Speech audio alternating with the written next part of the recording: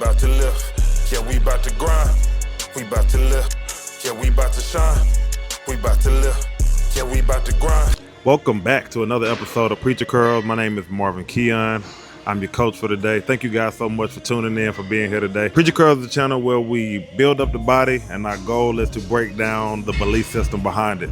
My philosophy, my belief is that we should always be in exercising of our Trinity, our mind, our spirits, our bodies. And I do feel like just as a society, as a culture, we've really gotten away from that, where we'll exercise certain parts of our lives, but we're not putting it all together and using each aspect to build upon the next, using our physical aspect to make our spirit better, using our spirit to make our bodies better. So the goal of this channel, like I said, guys, is to make sure that we're just in a space that we're actually going to be exercising physically, but as we're doing that, we're having a conversation about God, about the things that he can do for us, the things that he wants to do in the unseen, and the things that he wants to do in the seen. So today I want to talk to you guys about being built in the dark, and I want to use that using the story of my man David. But one thing that I haven't been doing that I do want to do today is I do actually want to provide you guys with the workout that I'll be doing today. I'm going to be doing a full back workout. So what I'm going to do is I'm going to provide the details of everything I do today in the description, show you some of the clips while we're working out. But at the same time, we're going to be diving into David's story, and we're going to see how we can use the dark to become the best absolute versions of ourselves. So if you guys are ready to tap in, grab your dumbbells, grab your Bible, get in the gym. Let's get to work.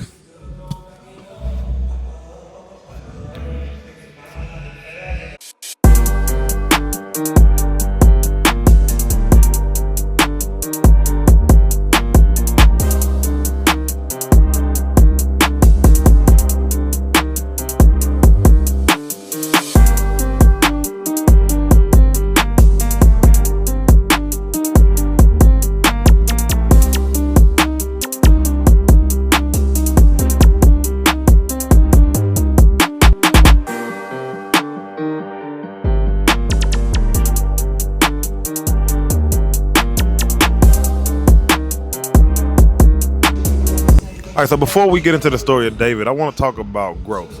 Like, what is growth? When does growth actually happen? Like, think about it in the sense of our muscles.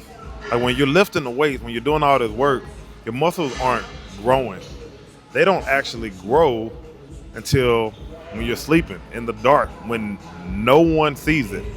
Or think about a seed. When a seed takes root on the ground, it has to go through a lot before it will actually break through and see the surface. So my point is that God works on us the same way. Most of the time when God's shaping us, he's shaping us in ways that many other people won't see. And the reason that's important is because we live in a world now where a lot of times we want to be validated by others. We want other people to tell us, hey, you're doing a great job, or I see that you've lost some weight, or it looks like you've been in the gym, or see the success that your business is happening, whatever our thing is.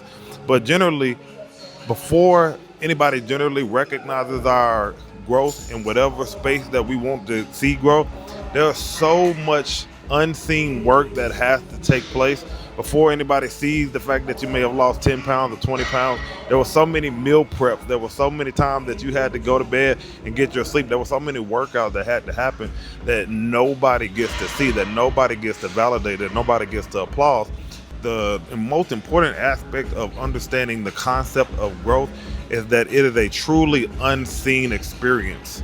It takes time, it's going to require patience, and it's going to require that you don't have this sense of instant gratification, because you won't even know if the growth is happening if you don't give it long enough, if you don't just allow yourself to kind of take place in that dark space for some time. Think about, again, let's go back to that seed.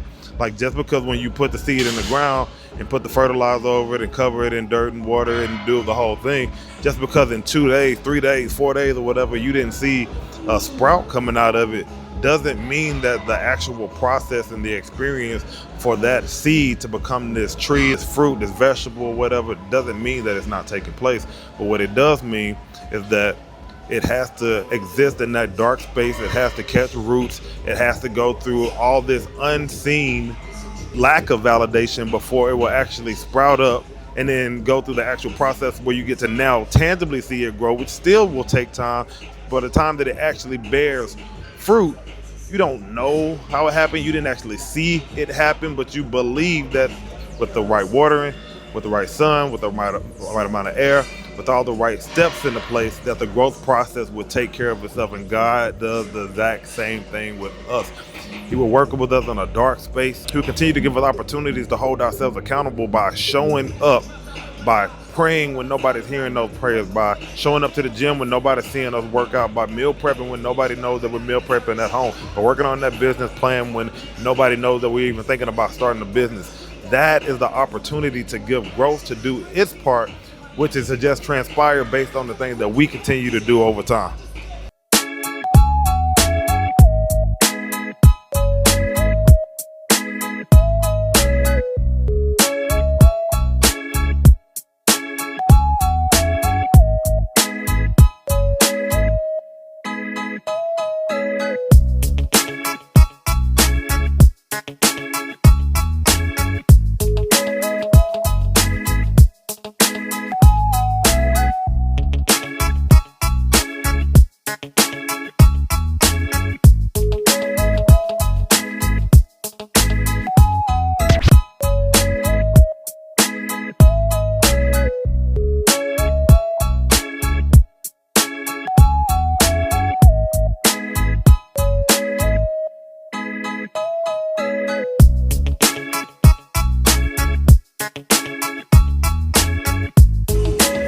So let me tell you about David. And most of us have heard about David because David was the guy who fight the giant, Goliath, all of that.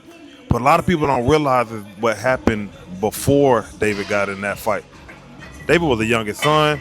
He was overlooked, generally left behind. And while his brothers were doing all the important stuff, they would leave my man David out in the field just tending sheep and stuff like that. But it was out there while he was tending this sheep, David was fighting lions. David was fighting bears. He was doing all this preparation that he didn't even honestly know at the time that he was preparing for. But when it came to time for somebody to step up and try to fight the giant, little David, the one who was out here in the dark, the one who was out here being overlooked, who was the youngest brother, who nobody really took serious, had been preparing to fight. Again, listen, the man had been fighting lions and bears. So to him, a big man wasn't that scary. So what I want us to learn from the story of David is when David was out tending sheep and when he felt like he was the lowest man on the totem pole, he didn't allow that experience to be what his entire experience would be. What he did, he used the space that he was occupying at that time, which was in that pasture with those sheep. He used it as an opportunity to allow God to build up him in the dark and build up his confidence, to build up his strength, to build up his experience, to build up his wherewithal, so that if and when he would get in a circumstance or in a situation that he was going to have to face a giant, maybe that he had never faced before, then he was going to be prepared for it. So the same for us. Like whatever space that we currently occupy, whether you're at a job that you don't want to be at, maybe you're not comfortable in your skin right now, you're at a weight that you don't want to be at, you haven't done a lot of things in life that you had already prepared to do by this point. What you have to learn to do is to be faithful in that season, be faithful in that space. Because if you can be faithful in that space and allow growth to happen, allow yourself to be changed, allow yourself to grow, allow yourself to use the experiences and the moments and stuff that you're having currently, then when your moment comes to where that giant comes, that thing that, okay, this is finally your opportunity to cross over into that next space, to that next phase, to that anointing that's on the other side of it, because it will come, the opportunity will come, the moment will come where you can cross over into that next being or the next aspect of yourself that you want to become. But it's not on God if you don't get that promotion, if you haven't been doing the preparation. And that's how a lot of us live. We want all this promotion, but we have such an issue with the preparation.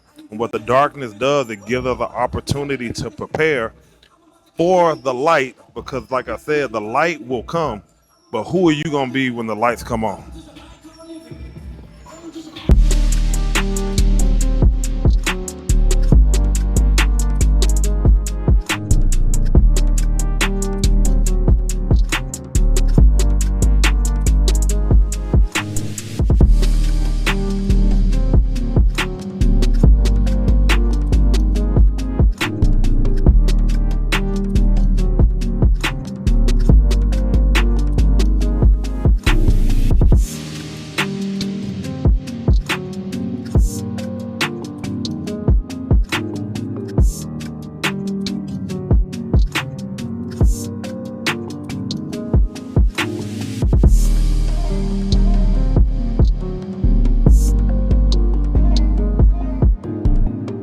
And lastly, the dark is an opportunity for yourself to be refined and to be protected. Because the first thing we want to do most times is run away from the dark.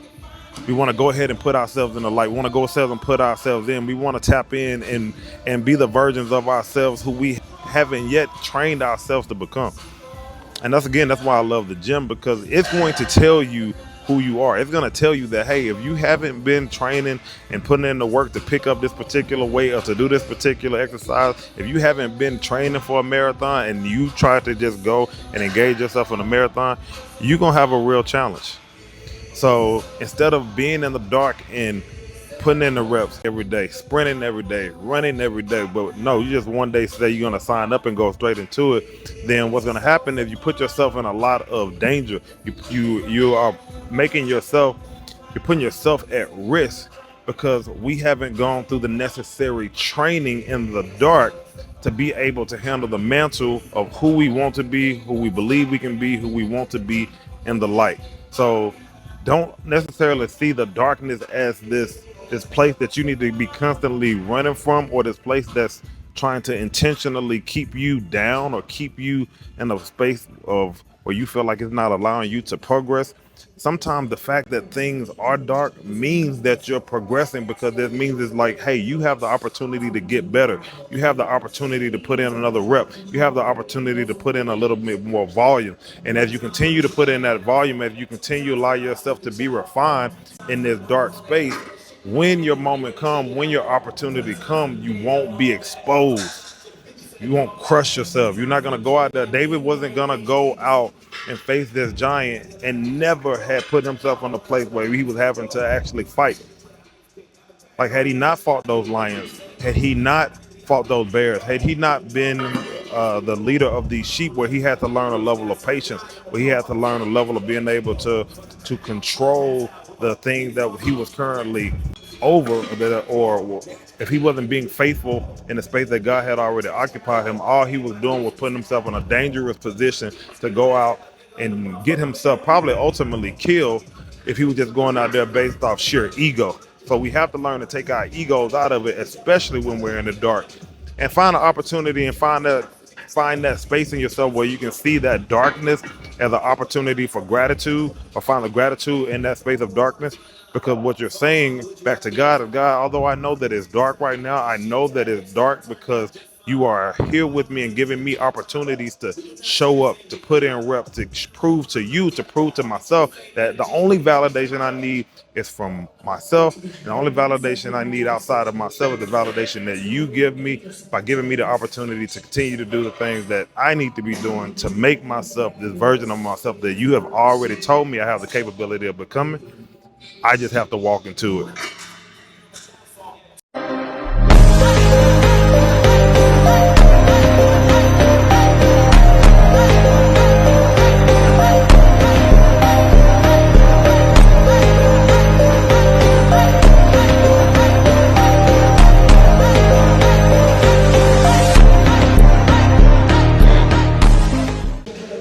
So don't hate the dark, because with what you build now, your faith, your habits, your strength, those are the things that God will use when the lights come on.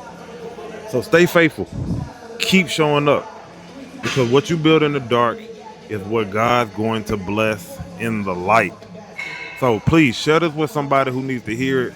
Remind somebody you love, a friend, a family member, even an enemy.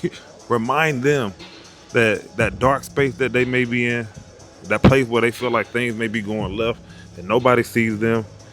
Let them know that as long as God sees them, then that's all that really matters. This has been Preacher Curls. I'm Marvin Keon. I hope you guys had a great workout today. I hope you guys received this message. I hope something that was said will bless you, will make you better, will help you start to see the light and the darkness. Until we do it again next time, guys, do not be good. Be great. Peace.